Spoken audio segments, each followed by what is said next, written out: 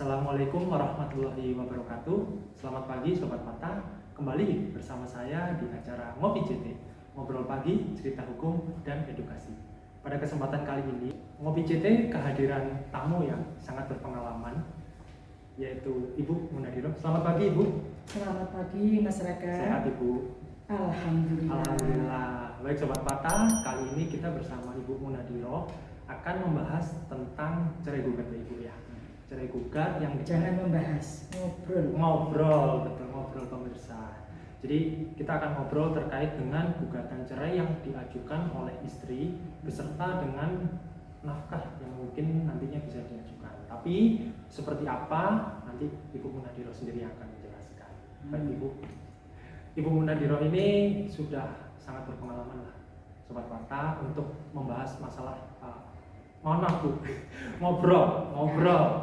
ngobrol terkait dengan hak-hak yang mungkin bisa didapatkan oleh istri ya Ibu ya dalam perkara perceraian. Nah, Ibu mungkin menjawab apa ya yang banyak ditanyakan oleh masyarakat. Yang pertama yaitu mungkin apa sih Ibu yang dinamakan dengan cerai gugat atau cerai yang diajukan oleh istri itu? Itu ya. Jadi yang dimaksud dengan gugatan cerai adalah gugatan perceraian yang diajukan oleh istri atau oleh kuasa hukumnya ke pengadilan agama yang daerah hukumnya meliputi tempat kediaman penggugat itu. Kecuali kalau penggugat itu meninggalkan tempat tinggal bersama tanpa seizin suaminya. Artinya begini, pada dasarnya aturan itu mengatur gugat cerai itu diajukan di tempat tinggal istri. Contoh kalau dia tinggalnya di kecamatan mana? Kota misalnya. Ya, berarti terus diajukannya kan berarti di daerah hukumnya situ pengadilan agamanya mana kan gitu. Ya. Tetapi kalau dia meninggalkan tempat kediaman bersama tersebut tanpa seizin suami alias nusus, maka manakala si suami tersebut keberatan perkaranya diajukan di situ, si suami bisa mengajukan eksepsi karena dia pergi ke kota itu atau pergi dari tempat tinggal bersama tersebut tanpa seizin suami. Sehingga kalau eksepsi atau keberatan si suami tersebut kaitannya dengan kompetensi relatif kayak seperti itu, terbukti pengadilan bisa menolak untuk diajukannya di tempat itu. Baik. Ya, Sobat Patah, jadi penjelasannya sangat detail. Ibu, yang selanjutnya adalah mungkin terkait dengan apakah yang bisa diajukan oleh istri ketika mengajukan gugat cerai tersebut, Ibu. Artinya biasanya pihak istri itu mengajukan apa sih, Bu? Umumnya gugatan cerai itu kalau yang banyak itu di samping dia hanya mengajukan gugat cerai, dia juga bisa mengkumulasi dengan gugatan hak asuh anak karena rata-rata ibu itu kemana-mana yang dipikirkan adalah anak. Karena sekali lagi itu bisa diajukan secara tersendiri. Setelah perceraian bisa juga diajukan bersama-sama atau kumulasi dengan gugatan perceraian. Barangkali dengan dia mengajukan secara bersama-sama kan terpenuhilah azas sederhana, cepat, bayar, ringan. Artinya 3 gugatan bisa diajukan secara bersama-sama, sehingga secara otomatis waktunya itu singkat, biayanya juga lebih murah. Prosesnya lebih cepat. Ya, prosesnya pasti lebih cepat. Artinya anak pun juga harus dilindungi masa depannya ya Ibu? Ya, seperti itu. Oke, baik Ibu.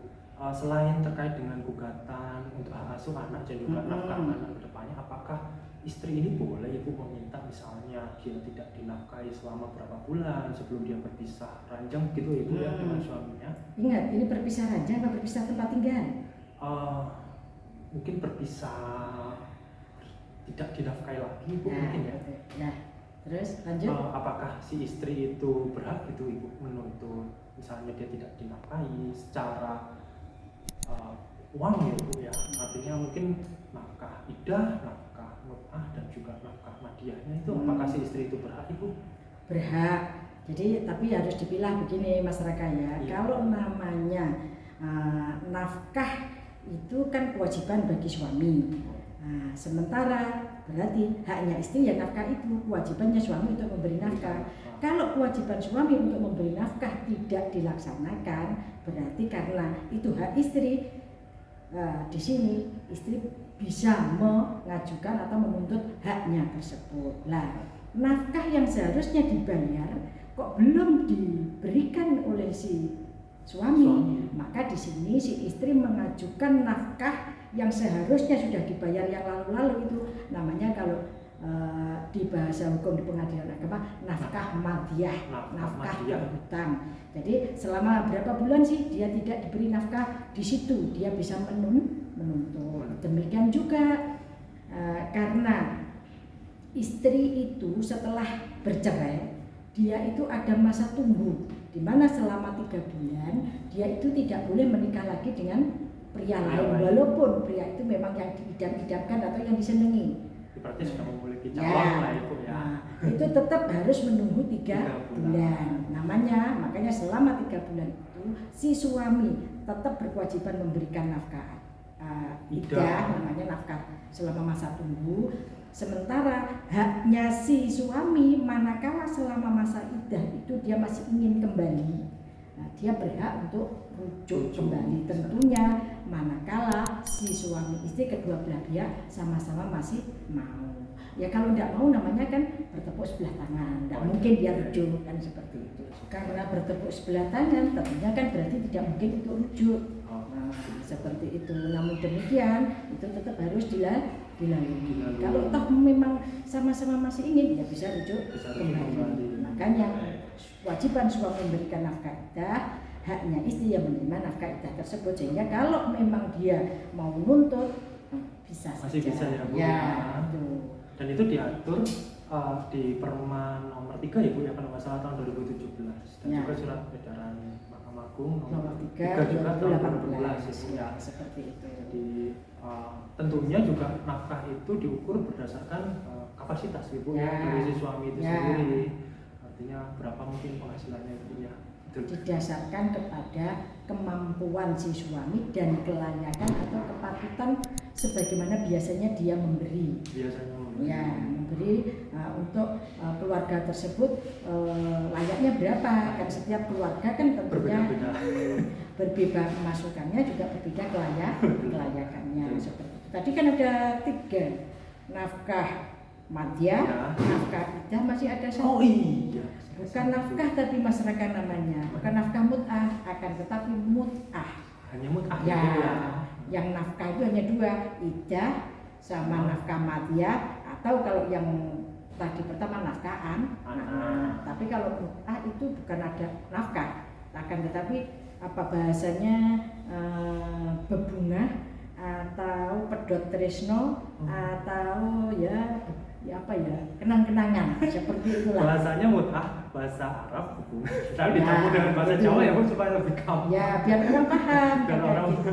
Sesuai dengan tema kita ngopi ini kan, itu namanya kan apa ya, penyuluhan hukum secara rileks. Ya, secara ngobrol ya. Biar orang itu tahu. Biar orang tahu ya. Ya. Mut'ah adalah mungkin kebahagiaan, memberikan kebahagiaan. Mut'ah itu tadi ya. Kalau orang nikah kan dikasih namanya mahar, mas kawin. Kan kalau orang dicerai dikasihlah namanya bebunga atau pedot tresno, atau kalau orang kerja pesangon. Pesangon ya, sobat patas lebih gampang. Ya. Jadi kalau orang cerai berhak si istri tadi menuntut nafkah madiyah, nafkah iddah dan mut'ah. Kalau dia juga menginginkan hak asuh anak, juga sekaligus dia bisa menuntut juga nafkah anak. Seperti itu. Ibu mau tanya juga terkait dengan nafkah lampau atau madiyah tadi, nafkah iddah. Apakah Bu banyak ibu yang mengajukan itu? Maksudnya mungkin dari pengalaman ibu selama ini gitu, mungkin dari 100% pengajuan mungkin berapa Bu? Kalau yang paling banyak yang saya bilang itu paling hak asuh anak dan nafkah anak. Sementara kalau kaitannya dengan nafkah madiyah, nafkah iddah itu setelah lahirnya itu tadi SEMA nomor 3 tahun 2018. Karena dalam rangka mengakomodir Perma 3 2017 tadi, hakim manakala penggugat mengajukan gugatan tuntutan tersebut bisa untuk mengabulkan, tapi tentunya berdasarkan fakta-fakta yang terjadi dalam persidangan. Ya penuntutnya nafkah madiyah lampau misalkan tidak dikasih 7 bulan, tetapi dia tidak bisa membuktikan.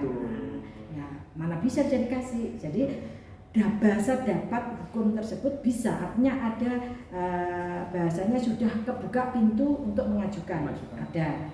Tapi soal dikabulkan apa tidak tergantung pemeriksaan dan bukti-bukti di dalam persidangan. Seperti itu Mas ya. Iya, jadi mungkin untuk sobat Patah itu tadi penjelasan dari Bu Madiro. Jadi ketika mengajukan sudah bisa berdasarkan landasan hukum itu, akan tetapi tetap harus dilampirkan dengan bukti-bukti yang valid lah ya, gitu.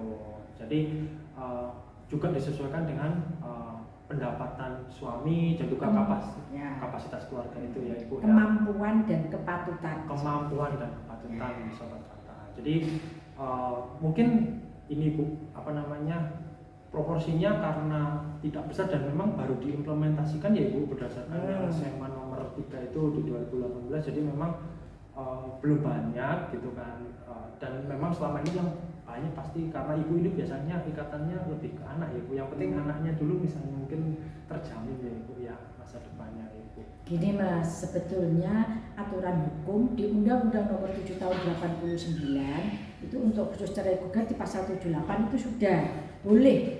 Dengan hakim atas permohonan si penggugat selama proses proses pemeriksaan itu berlangsung dapat menentukan itu tadi kaitannya dengan nafkah-nafkah iddah, mut'ah, madiyah, hak asuh anak dan nafkah anak seperti itu. Termasuk juga bahkan di pasal 86 Undang-Undang Nomor 7 Tahun 89 itu dapat diajukan secara bersama-sama maupun secara tersendiri setelah terjadinya perceraian.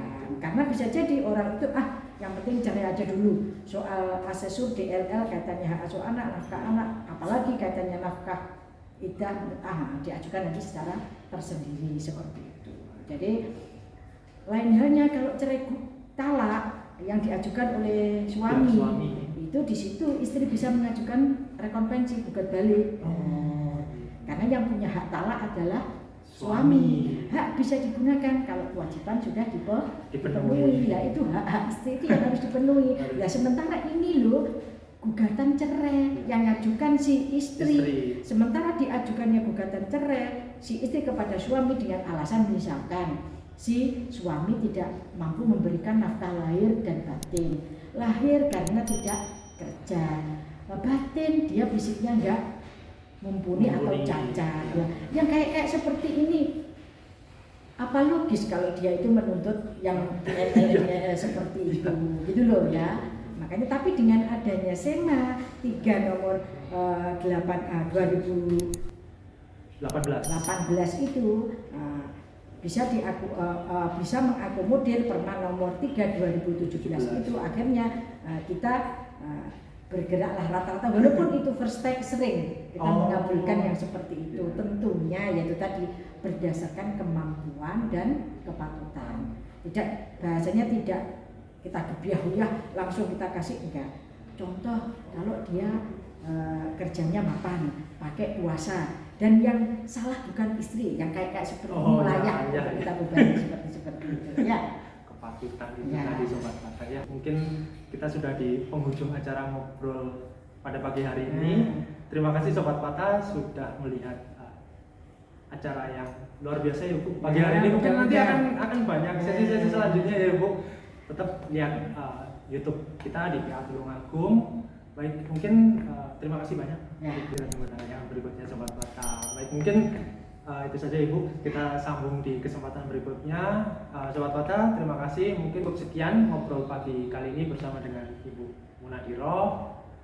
Akhir kata, Assalamualaikum warahmatullahi wabarakatuh. Waalaikumsalam warahmatullahi wabarakatuh. Baik Sobat Patah, mungkin sekian ngopi CT kita di pagi hari ini. Jika Sobat Patah ada yang mau ditanyakan, bisa komen di kolom komentar atau link di bawah ini. Oke, jangan lupa like, share, dan subscribe ya channel Pengadilan Agama Tulungagung di YouTube. Saya Raka. Assalamualaikum warahmatullahi wabarakatuh.